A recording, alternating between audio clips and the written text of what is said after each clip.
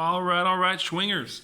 Welcome to the commish picks for week 6. We've got a big stack in the middle of our league right now. We've got 3 and 2. Me, Bert, Sean, and Mark, all at 3 and 2. Okay, we got Steve out there in front at 5-0. We got Phil at 1 and 4. We got Daryl at 2 and 3. We've got Adam at 0 and 5. So that's how the league's stacking up right now. We got a front runner at this point in Steve. He has really managed to avoid the injury bug that has gotten some of our teams. Plus, he has the Patriots defense, which really has propelled him to even higher scores than maybe he might have otherwise gotten, along with Austin Eckler.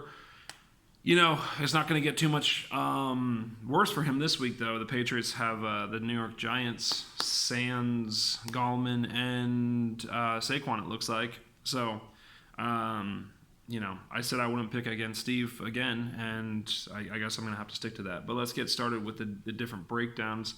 Hard to pick a game of the week this week. There was 2. So I actually have 2 different selections for game of the week. One's a rivalry game of the week, and one is just the true game of the week. So first game I'm going to go over, though, is me against Phil. I've slipped to 3 and 2. Phil is at 1 and 4. He is projected to win right now, 154 to 125. You know, my lineup will shift with pending some waiver acquisitions, hopefully. But when I have my top 4 running backs out, and really top 5, including Wayne Gallman. So that's, you know, I can't pick myself when I'm down my top 5 running backs. I like my team aside from that, but right now currently I have Peyton Barber and an injured Wayne Gallman in my lineup. So you know, I'm gonna have to throw something together there. We'll see what ends up happening. But I'm down Saquon. Josh Jacobs is on bye. Marlon Mack is on bye. Devin Singletary is still not back from injury yet. Wayne Gallman is down. So, you know, just a rough week right now. That's fine. It happens. I'm projecting myself to fall to 3 and 3 and Phil to go to 2 and 4. But I'm going to maintain that this is still a blip on my radar. This is not a trend for my team. It's just the way fantasy football goes. I've got some nasty buys and some nasty injuries all lined up. So hopefully after this, it's a little smoother sailing. So I've got Phil winning that game. We've got him going to 2 and 4. The keys in that game, also along for that, is Matt Ryan against Arizona. Matt Ryan versus Arizona for Phil. Could be a big game for him. Arizona is trash defensively, so always good to stream the quarterback who is playing against Arizona. They're likely to have a big week. So hooray for Phil. I think he'll go to 2 and 4. Next game I'll look at is Lucas against JD. This is a tough game for me to pick because they're both trending right now. They're both trending upwards. Lucas is projected at 179. JD is projected at 169. Whenever we're doing this, I don't like this week in particular doing these picks today because the waivers didn't clear yesterday. So I don't know what you guys have changes in mind. I'm not sure where you're going with your changes this week to your lineups. So I'm just going with what you guys have now, which is Lucas 179 to JD 169. And the keys for me, Christian McCaffrey all day. He's a stud. And then, of course, Lucas also has Big Montana, Will Disley against the Cleveland Browns, who have been giving up points to the tight end position all year. And I think the biggest thing is for Lucas is that the Tennessee Titans, his defense, get to play against Joe Flacco, which you know, that just takes when you're throwing the ball 5 yards down the field over and over again, it just takes one for a pick six. It just takes one for a big play. You know, he's a statue back there. Sack's gonna tally up. They're gonna get points from their defense, I think, in that matchup against Denver. So I think Lucas wins this game. I don't want to pick against JD because he's on a roll right now. He's got 2 in a row, hoping for a third, I know. But Lucas, I think, is going to get that win. So I think he'll keep the spread. Next game is not as hard to pick. Bert at 169 projection. Adam at 130 projection. Adam still shows Mariota in his lineup. I don't know if he's going to switch to Teddy Bridgewater or not. And he currently has Irv Smith at tight end. He's had a a tight end issue throughout the year. As I said last week, the mushy love tube instead of the tight end position. I'm picking Burt in this game. Honestly, I looked through their lineup trying to find things to talk about, and it was not that exciting. No offense to either of you guys, but I just think that this is not a very exciting matchup, and if it is, that's fantastic for our league. I hope Adam does beat Burt. I would love to see Burt drop to 3-3 because that would keep us even in the standings based on my projection of Phil beating me this week. And get Adam into the win column, which I know would be good for his morale because, 0-6 is a nasty looking sight on the league standings there. No one wants to see that. Headed for the toilet bowl right now. All right, next game I'm going to talk about is... Oh, yeah, so I do have Burt winning that game, though. Next game I'm going to talk about is the rivalry game this week. Sean versus Steve, brother-in-laws against each other. When I set up the rivalry schedule next year, this will be their rivalry game. Right now, it's Sean 160 to Steve 165 in the projections. I think both teams will beat their projections this week. I think they will both go over those totals, and I think Steve gets the win here because I said I'm not going to pick against Steve anymore.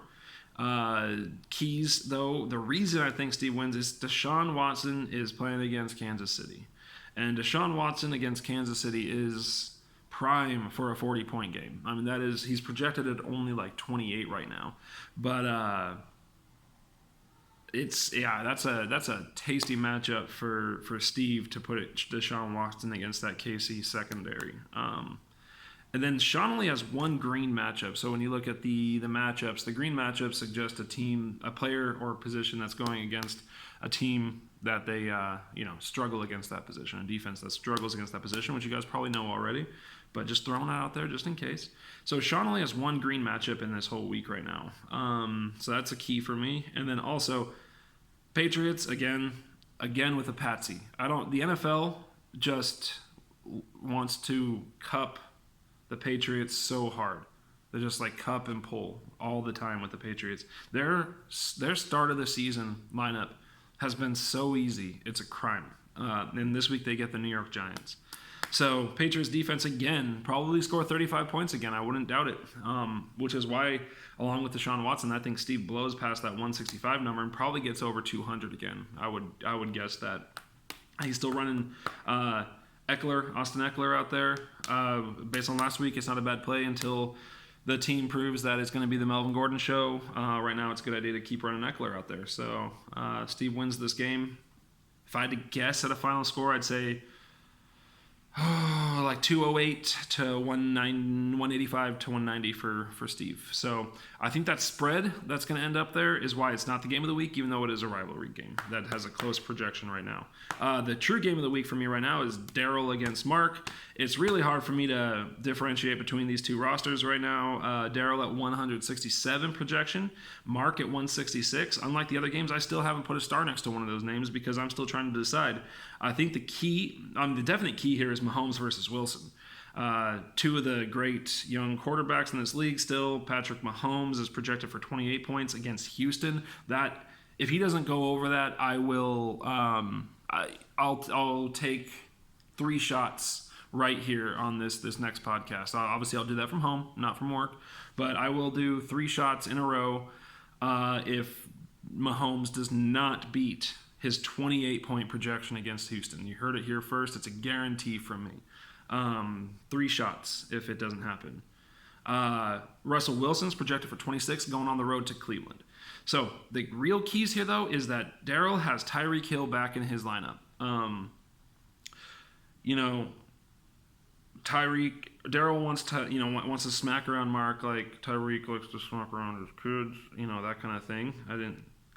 So Tyreek is back in his lineup, and if the stack works, Daryl wins this game. And as always, if Seattle scores a ton, then Mark wins.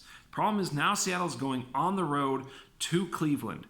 Cleveland has disappointed, certainly this year. That defensive line is athletic, though. Those linebackers are athletic. I think that Chris Carson will have a big day. Russell Wilson will get his points. I just don't think it's going to come from Tyler Lockett, who Mark also has in the lineup. And because of that, I guess I'm going to pick Daryl to win this game. I think they both beat their projections. I would guess that this game is 185 to 178, 180, something like that, rather than the 167 to 166 we're seeing here. 185 to 180. Daryl wins because Mahomes blows out this 28-point projection. 28 points is a big number to predict for a quarterback, but again, I'll take my 3 shots on the channel here, one after the other. Hopefully not throw up all over my phone if Mahomes does not beat that projection against Kansas City. So if anyone wants to take me up on that bet and return the favor if he doesn't, let me know. But right now it's just a current me against myself bet, I guess. So I've got Daryl win that game. So recap, got Phil over me, unfortunately. This might be the last week I have to pick against myself, though. I'm feeling it next week. I don't know who I play next week, but I'm feeling it. Lucas over JD.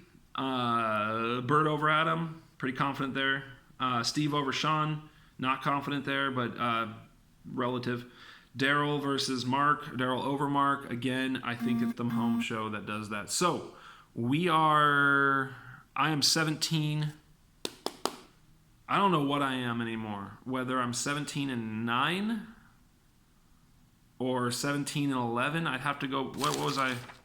16-9. I'm 16-9 for my picks. So I keep going 3-2. Every week it's 3-2. Let's see if I can get maybe a 4-1 or perhaps the elusive 5-0 this week. Love you guys. World Mental Health Awareness Day. So that's what the green is for. Got my Ireland rugby on here. So wish you all well. Hope you're all staying healthy and happy football.